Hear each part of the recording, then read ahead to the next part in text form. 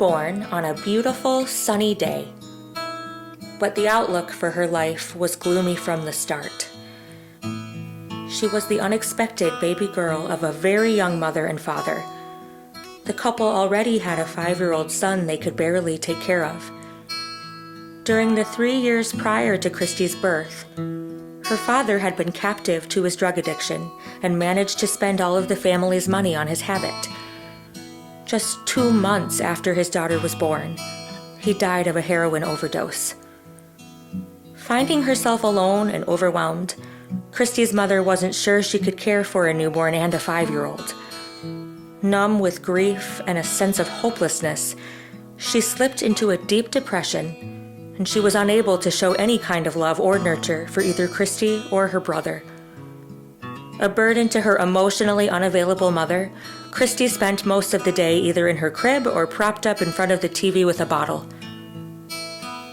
In her desperate attempt for emotional connection and a sense of belonging, Kristy's mother remarried just before Kristy turned 3. At first, the new stepfather seemed promising as a husband and a father, but several months into the marriage, he started to act violently. Because the stepfather was so rigid and angry, Kristy and her brother lived in fear day after day.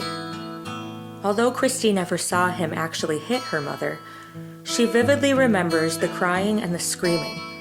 She and her brother would hide under pillows to try to drown out the sound.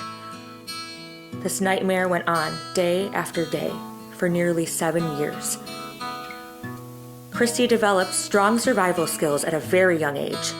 She learned how to become invisible whenever her stepfather was around, until the day everything changed.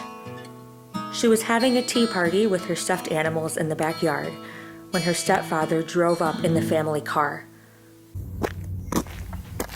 As he walked up the driveway toward the yard, Kristy could feel his fury.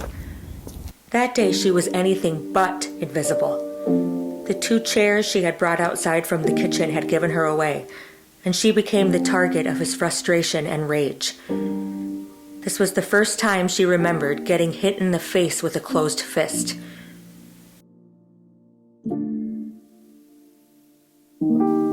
So I ask you now, do you feel compassion for Kristy? Would you allow her to come into your home, and would you open your heart and your family to her? The sleepless nights, the nights she clenched her dolls in fear, hiding under her bed, began to take a toll on Kristy. It was difficult to concentrate in school, hard to focus on anything other than trying to stay unnoticed.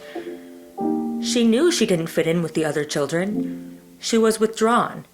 She felt alone even in a room full of people. As the years passed slowly, Kristy became reclusive. She spent most of the school day by herself. She neglected her personal hygiene and was painfully aware of her shabby clothing and unkempt appearance, all the things that made her different from the other children. The hardest times were school events and holiday parties. All the other children came in new clothes, with at least one parent in attendance. Kristy never had anything new, and no one ever attended on her behalf. During the rebellious years of middle school, Kristy met an older boy who introduced her to marijuana. He was unlike anyone else and seemed so cool. He had a bad reputation and hung with older kids. This was the first time that somebody at school had ever taken an interest in her. She hadn't realized how hungry she was for a sense of belonging, a chance to fit in. Soon, she was hanging out with him and smoking marijuana before and after school. As she got more involved with him and his world, she started experimenting with different drugs. The school faculty labeled her as a problem and treated her as such. She started to skip school more and more and eventually dropped out. Now she was free to spend the whole day with her new friends. And after all, these were the only people that had ever accepted her. Kristy's home life seemed to get worse every day. Her stepfather continued to terrorize and batter her mother. Her mother, in her own attempt at survival, started to drink heavily. The drinking made her even more unavailable to her children. Kristy's older brother joined the army as soon as he could and left Kristy feeling abandoned in the midst of this nightmare that they called home. She tried to stay out of the house as much as possible to avoid hearing, seeing, and feeling the wrath of her stepfather.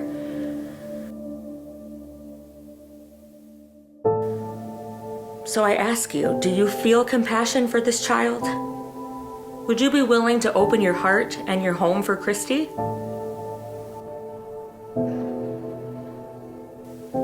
Kristy stayed out almost every night, finding different places to crash. She was strong, but sometimes it seemed unbearable. Unless she was high, Kristy seemed unable to escape the loneliness and the emptiness that she felt inside. She was only 16 when she met Rex. He was much older, strong, and seemed to always be in control of everything and everyone around him. She loved having somebody show her attention, make her feel important, and most of all, love her.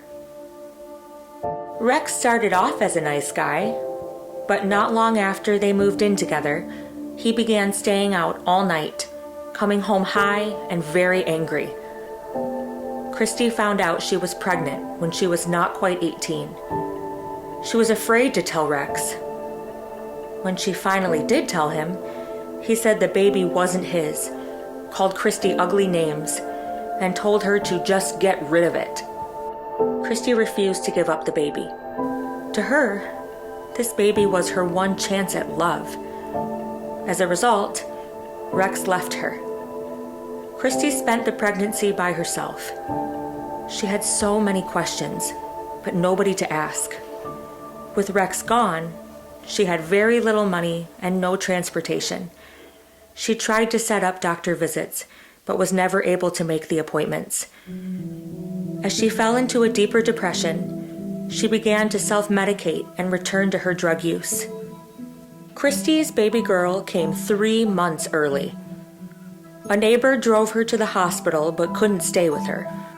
Rex was nowhere to be found. The doctor must have suspected that Kristy was using because she and the new baby were both drug tested. When the baby tested positive, hospital staff called the abuse hotline. The next few days remain a blur to Kristy. What she does remember, vividly, is her daughter's beautiful face, the tiny hand grasping her finger, and the pure love that washed over her when she held her baby in her arms. But these are only memories. The grim reality was that the Department of Children and Families removed her daughter at birth and initiated a dependency case against Kristy. The Child Protection Agency offered her a case plan and allowed some supervised visitation with her baby. But a great sadness seemed to consume Kristy. She had a hard time making it through the day, let alone completing all the tasks on her case plan. She knew the baby needed her, but she needed someone too. Yet once again, she stood alone. Kristy, take your baby. Kristy, don't you want to hold your baby? Kristy.